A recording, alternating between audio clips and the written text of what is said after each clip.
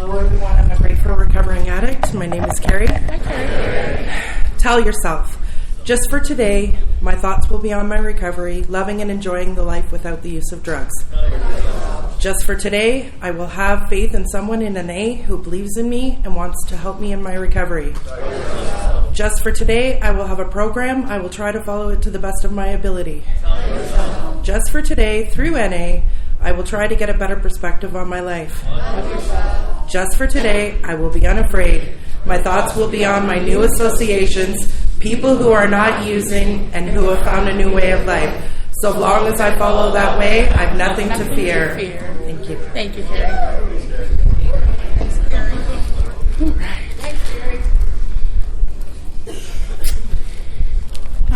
So now at this time, it is honestly my great pleasure to introduce our speaker, Sheldon W.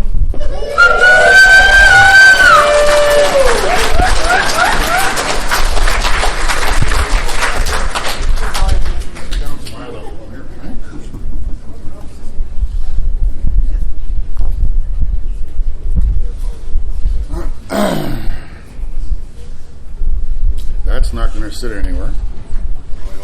I'll hold it for you. That's okay. Thanks. I'm an actor. My name's Sheldon. Well, there's one thing I can tell you is that I'm not the only one in here with a concurrent disorder or other mental health issue, because there's a lot of you guys in here that are just as fucked as I am. I can tell you that. Yeah. In a nice way, right? Yeah. So I don't know about if you guys have ever had the opportunity to share at one of these things, and this is my actual first time at Orkney sharing about, well, actually, probably on a lone basis. I've done some panels and whatnot, and but to take on a challenge like this, thanks, sound guy. See, sponsees help you and support you too, right? So yeah, like as soon as I woke up this morning, the obsession started. Eh? Fuck, I hate that.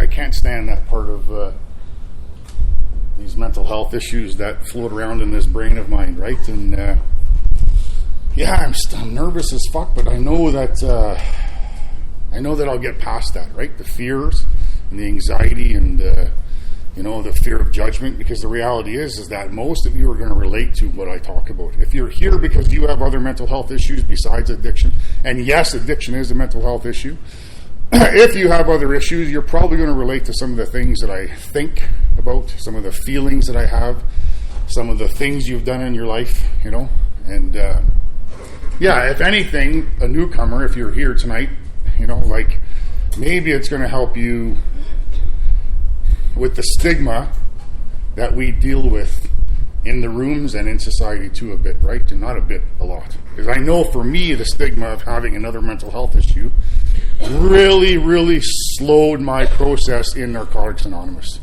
I was so afraid to tell you, or anybody to that matter, what that psychiatrist or what the doctors or whatever said I had as a problem, right? Because those were fucking labels, eh? Those were labels that made me a crazy man in society, right? Those are labels that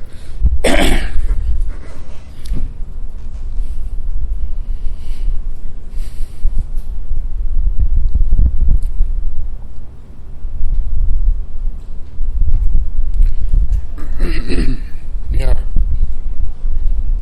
And the gifts of recovery, eh? To be able to sit up here and be vulnerable.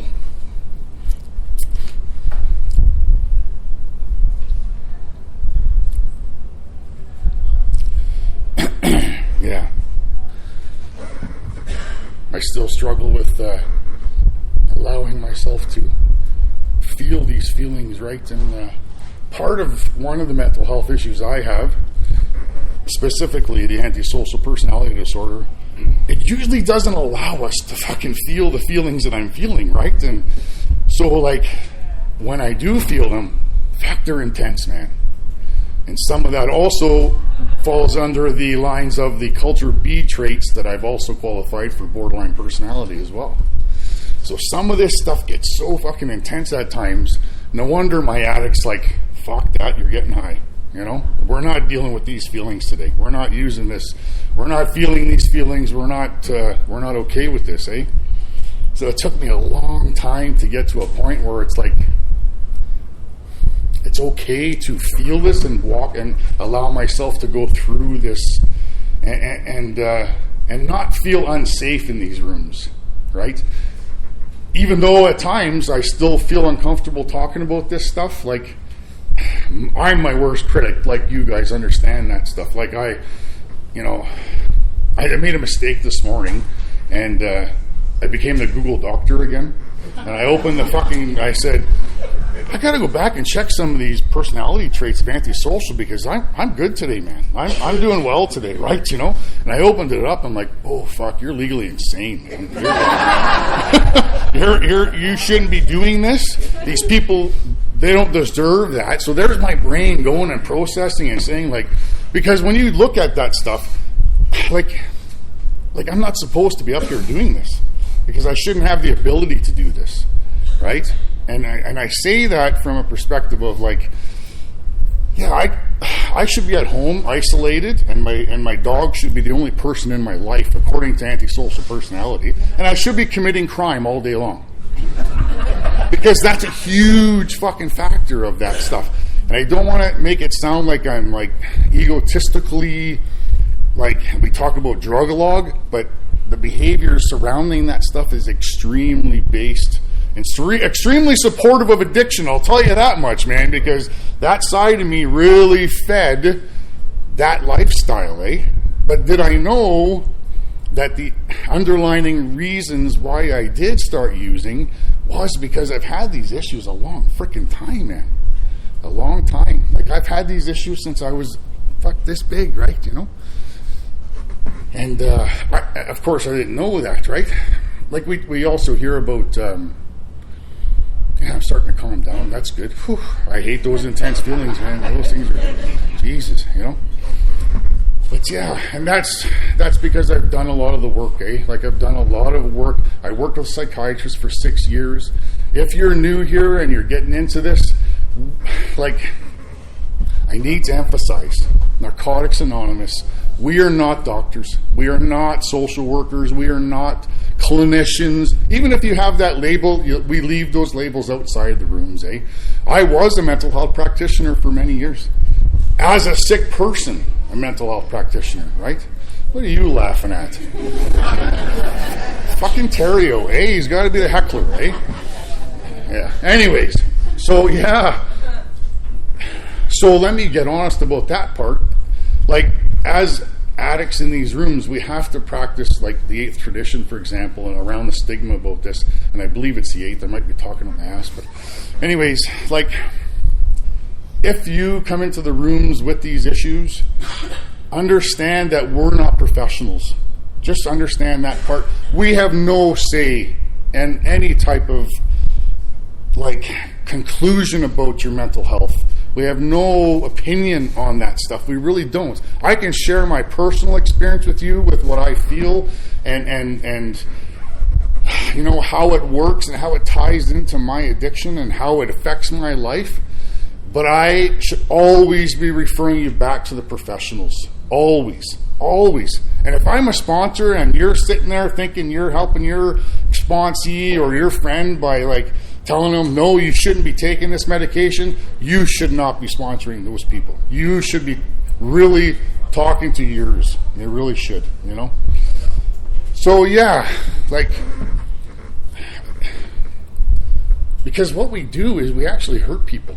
We actually enable the disc growth, or if that's even a word, it's not a word, but like, we don't help them at all, eh? We don't. I know that it's hard enough coming into the rooms and being vulnerable and allowing myself to talk about my addiction, right? And the addictive behaviors and that kind of stuff, but to sit there and talk about the other stuff, because if you live a few minutes in this fucking brain of mine, sometimes it's like a fucking Stephen King show, man. It's like a fucking murder mystery. It's like a, you know, like, yeah. And I still, even after having some clean time, and we'll get to that, because what I'd like to try to tie it where it's like, I'm not going to get into the whole nightmare of stuff, but like I have to share with you, just so you can relate if you're here with these issues, a little bit about how the personality stuff, like there's other diagnoses there. So we'll talk about those too, but like how that stuff played a role, but how I work with it today in my recovery, right?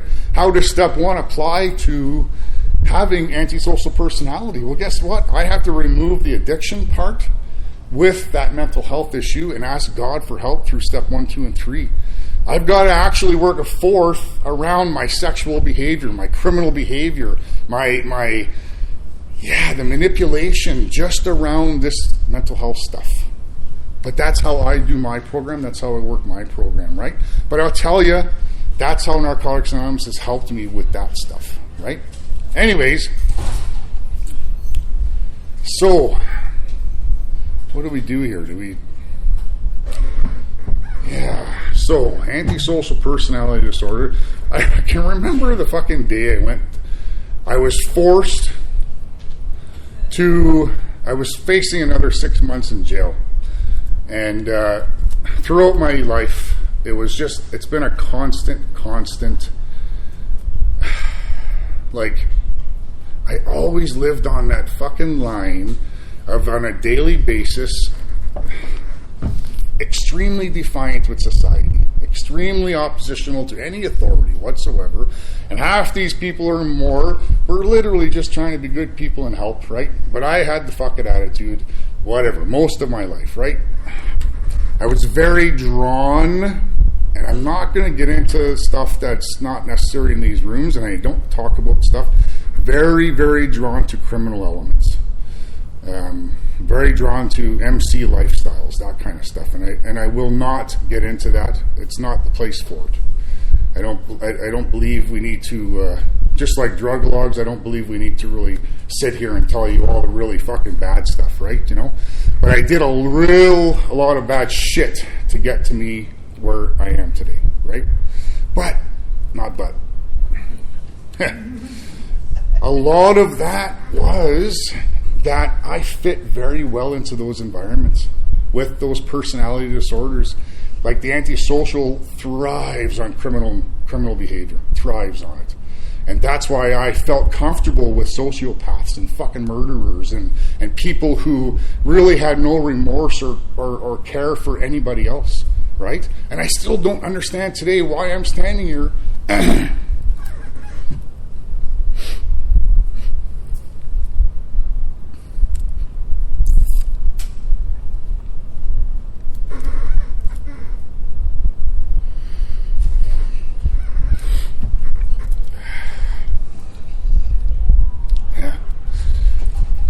with that gift, or with this gift, to be able to hopefully carry a message.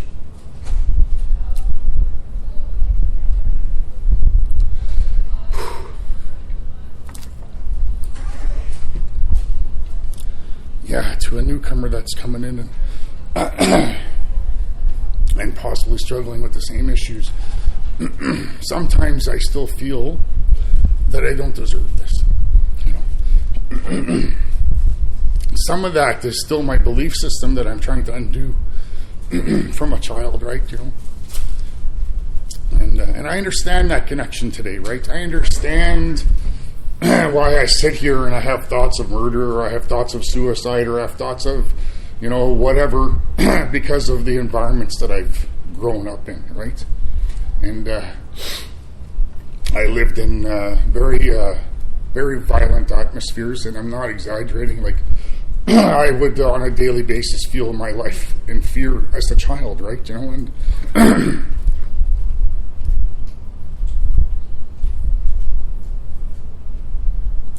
and that's no place for a child to be, or to live, right? So maybe, my higher power is kind of like, well, you're one of the few that get to be here, and you get to share your story, you get to share your experiences, and the big, bad, fucking tough guy isn't so big, bad, and fucking tough. He's got some feelings and emotions and, stuff that he wants to be a better person in life. And, it's taken me a while to get to that point to, like, love myself enough, And I really hate that fucking word love. I still hate it, because I still struggle with identifying the feelings attached to it, and that's the truth. Part of my mental health issues that I have, especially the antisocial one and the borderline culture B traits, really, really confuse those feelings, man. Because most of the time, I don't love, I attach. And what I used to do was attach for selfish reasons. To get what I can get out of you somehow. Whatever it is. Sounds like addiction, eh? Sounds like addiction, man. So it goes a lot hand in hand when it comes to that stuff, right? And so it's taken me, I'm still working on it, eh? I'm still working on allowing myself to feel, I'm not going to use the word affection, but love from other people. Because I'm really unfamiliar with it. Smiley over there in the corner. Because she loves me. Right?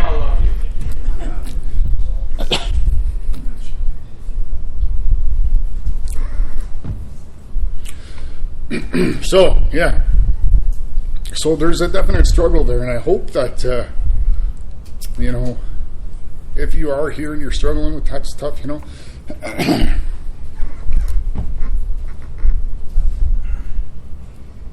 yeah, just know that you're not alone, eh?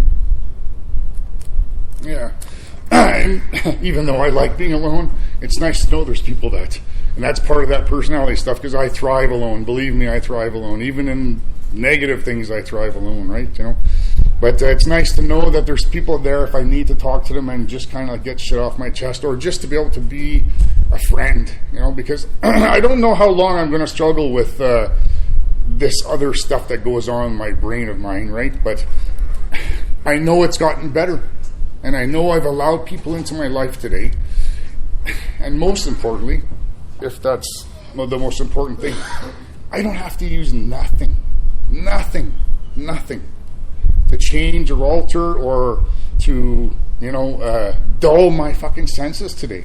I'm standing up here. I was going to grab my whatever the hell that thing is, but yeah, thank you for that. But I don't know where I'm going to put that one. But yeah, anyways, let's swallow some of those emotions we don't like, right? Yeah, I don't know where the hell I was, and that's kind of why, yeah.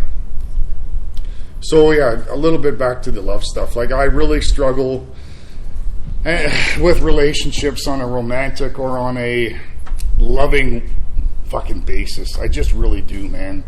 I can try to get into a relationship with a woman, and within a matter of probably a couple weeks, the obsession starts, or the fucking unhealthy stuff kind of kicks in. So I really got to be careful surrounding those issues.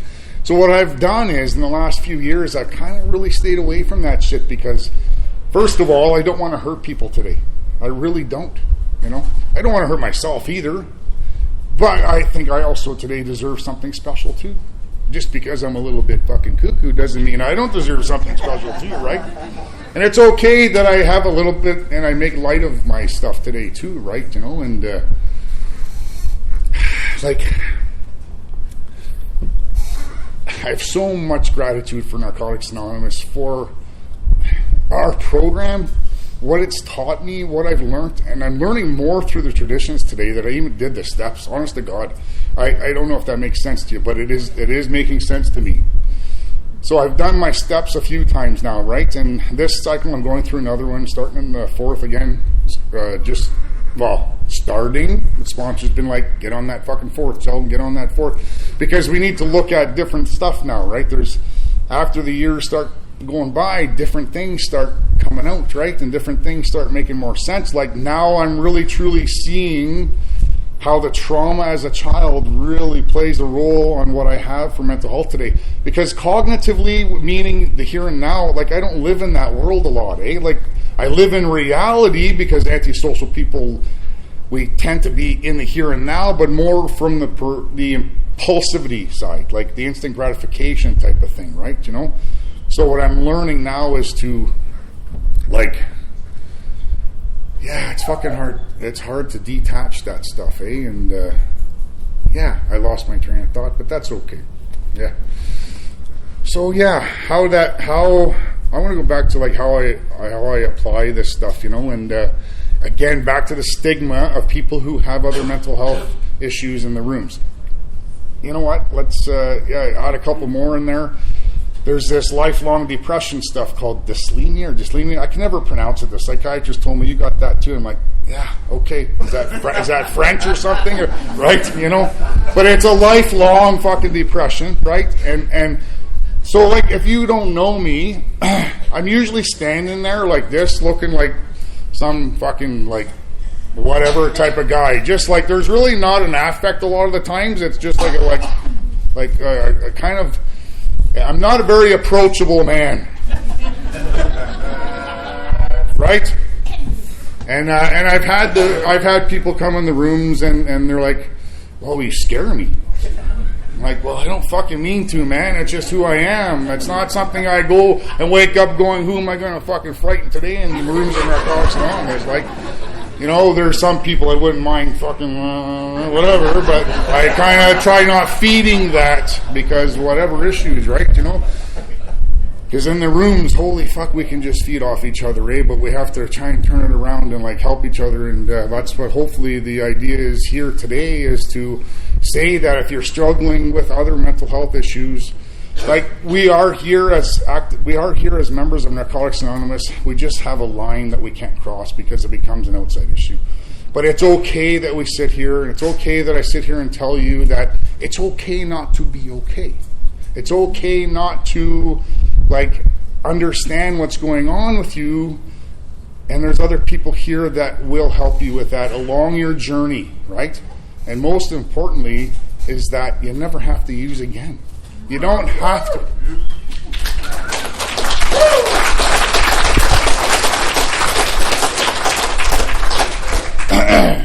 I guess the first awareness of that is that like if you do have other mental health issues, like you gotta stick to the plan. Like you have doctors, you have your medicine. We have no opinion on that stuff, none whatsoever. I don't care if you've been whatever. Like we don't have an opinion on that, but we have support for you. And I talk the way I'm talking right now because Narcotics Anonymous, we do not have any outside issues with this stuff. It's really hard. It's a really fine line there, eh? There's a real fine line there, especially with how opinionated and fucking supportive we can be, feeding our egos and whatever, right? And like I have like people in my life that are struggling with mental health issues, and even though I want to sit there, and even though I've got a background in this stuff, which I can get into a little bit because I basically lied my way through all that stuff. I'm going to be honest. I'm going to talk to you, and that's important to you to know that, like, it's important that I talk and share honestly, even though my ego wants to blow things up and make it look like it's some bigger, badder fucking thing. That's not how I've gotten to where I am today. I've gotten honest with myself. I've gotten honest with where I'm at, right? And that's a hard thing to do for somebody who thrives on feeding off of your stuff, man, and your energy and that kind of stuff, eh? Like it's and I still have to catch myself that I don't do that, because that mental health stuff, like, I don't know if it's ever going to go away, but it gets better. Yeah, I'm going in circles a little bit, but that's okay, So, like, here's a picture of how it works for me sometimes, because what happens with my mental health, it's reoccurring. It reoccurs, meaning it'll stop acting up, it'll stop being inflamed, it'll stop acting out, sometimes for months. It used to be daily. It was nothing for me to wake up in the morning and have 50 to 100 suicidal thoughts a day. I'm going to swallow that one down. Ugh. Because that was fucking not fun, man. That was not fun. And that was mostly when I came back to the rooms. I was prescribed fucking one drug for every diagnosis that I got. and one to take the side effects away too. And I was like, fuck yeah, here we go. I remember standing in my kitchen in this fucking dive that I lived in, and I was wiping the drool off my face, and I'm like, I'm fucking high. I'm fucking high. And I'm like, it's prescribed. You know? It's not okay for me to sit here and make fun of that, but that's my experience, what I had. And I went to the doctor and I said, I'm not okay with this. I'm in recovery today, man. I don't want to feel all fucked up. I came here to not feel all fucked up and not feel I'm out of control in my life. I want difference. And I was so lucky to get a psychiatrist that actually really pushed me towards healthy lifestyle, a healthy living, healthy ways of life, you know. And it took me 6 years with that psychiatrist to get to where I am today. 6 years of regular attendance with her. We walked through many issues together.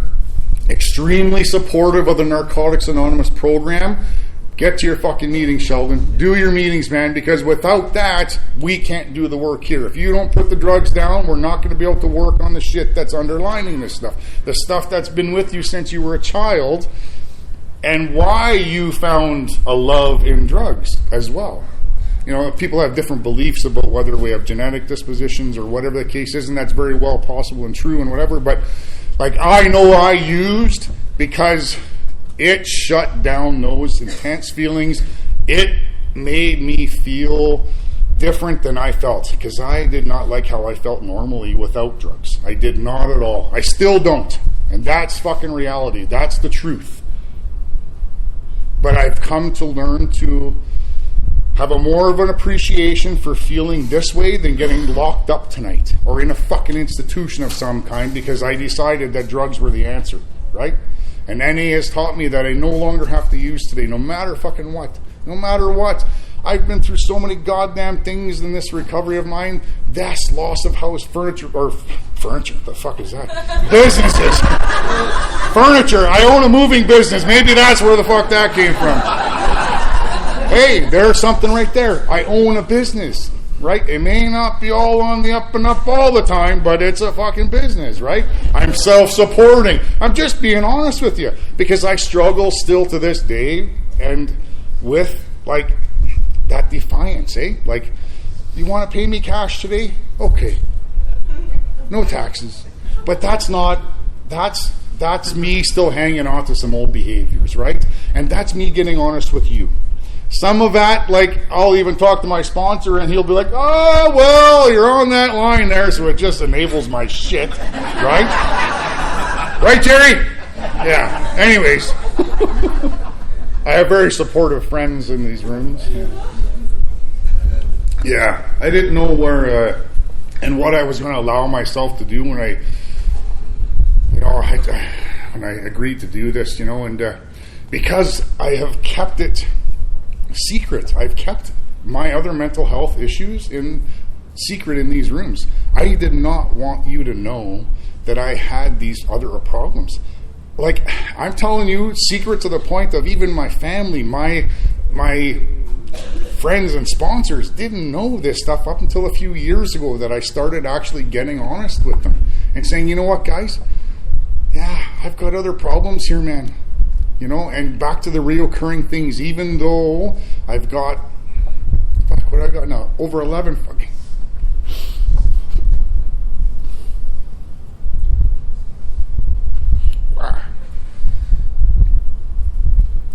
Yeah, over 11 years clean.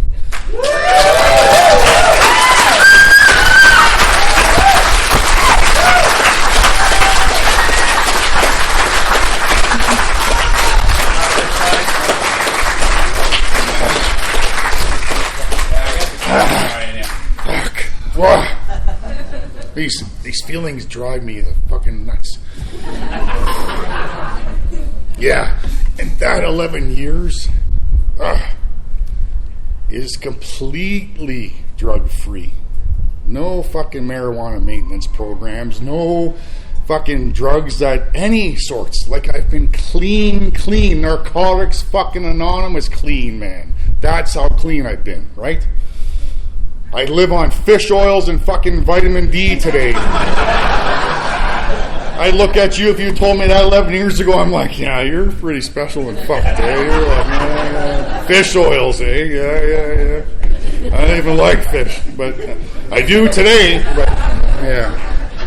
I guess what I'm getting at is that, like, you know, if you keep showing up, if you keep coming, you keep, you know, like being honest about where you're at. And I sit here and it's kind of contradicting. Like I'm sitting here and I say I didn't get honest about my other mental health for years into my recovery.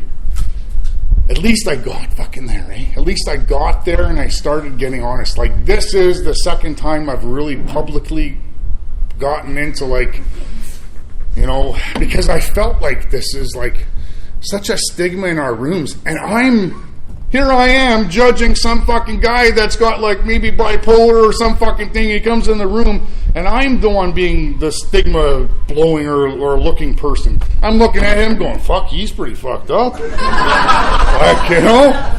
Yet I'm sitting here forgetting about my own mental health issues. So what I'm getting at is, like, we really got to start being a little more open and loving to people who are here with other issues besides this. We have to always protect our program, though. Narcotics Anonymous is we have to watch those ties that bind us together, and we have to make sure that we have no influence on outside issues. No, you cannot bring your fucking doctor to the meeting. No, you cannot bring the police officer that says you're supposed to be to the meeting. But anyways, yeah, like we really got to watch that stuff, eh? And the most that I can do is sit here and keep doing this and say there's hope. There's hope to go from that complete fucking form of insanity that I was. Like, it was nothing for me to sleep 16 hours a day when I first got here, man. Nothing.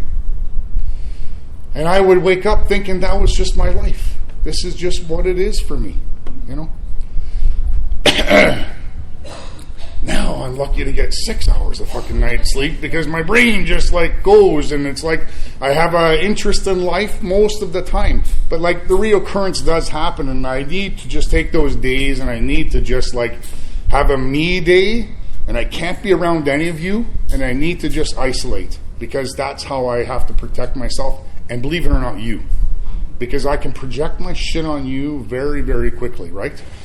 And that was growth. That took a while for me to start learning because I would suck your fucking energy as quick as I could get it, right? And that's unfortunate, but that's the way I used to live it, right? And now today it's more of a, okay, stop hurting people, you know? You don't have to feed these disorders that you have, you know, for your selfish benefits. You don't have to do that today, right? You know? And yeah, so I've come a long way with that stuff, and yeah, is the time up yet?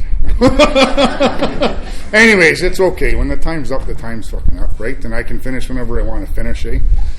But, yeah, like,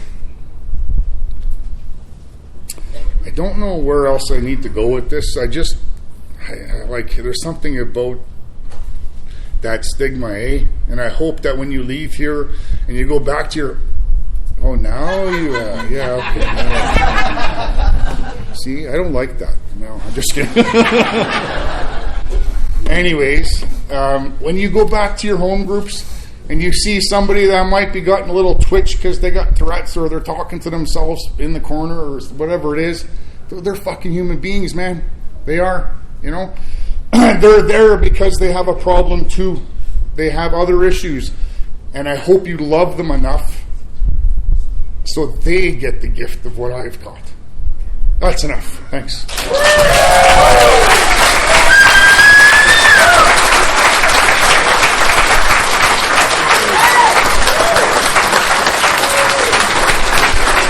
Thank you.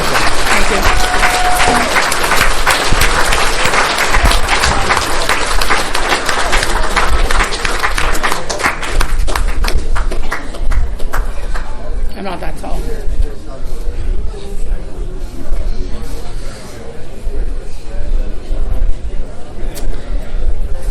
On behalf of Orkney 36, I'd like to thank Sheldon for sharing his experience, strength, and hope with us.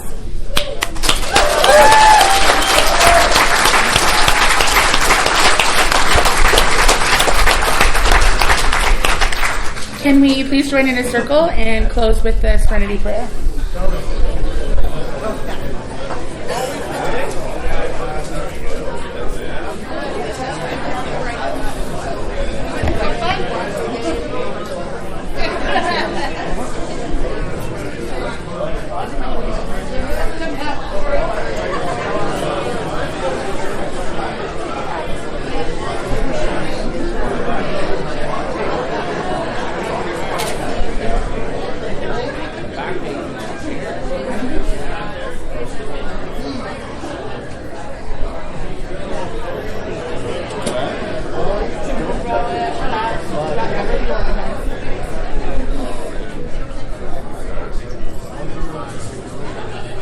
What's up, Graham? Sorry, buddy. I'm gonna squeeze right in here. What's up, Kyle? Hey, buddy. Squeeze out so well.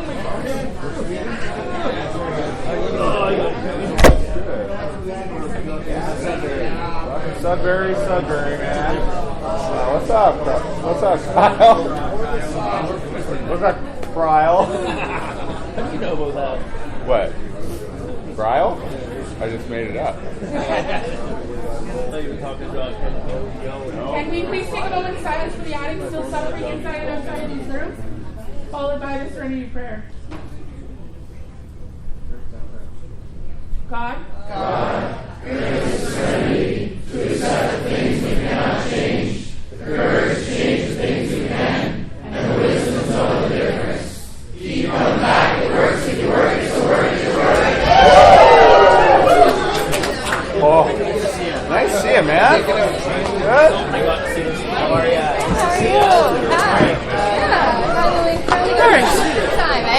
Whose energy drink is that? That's good for straightening out the spine here. Chiropractor? Just a bone breaker. Oh, that's important.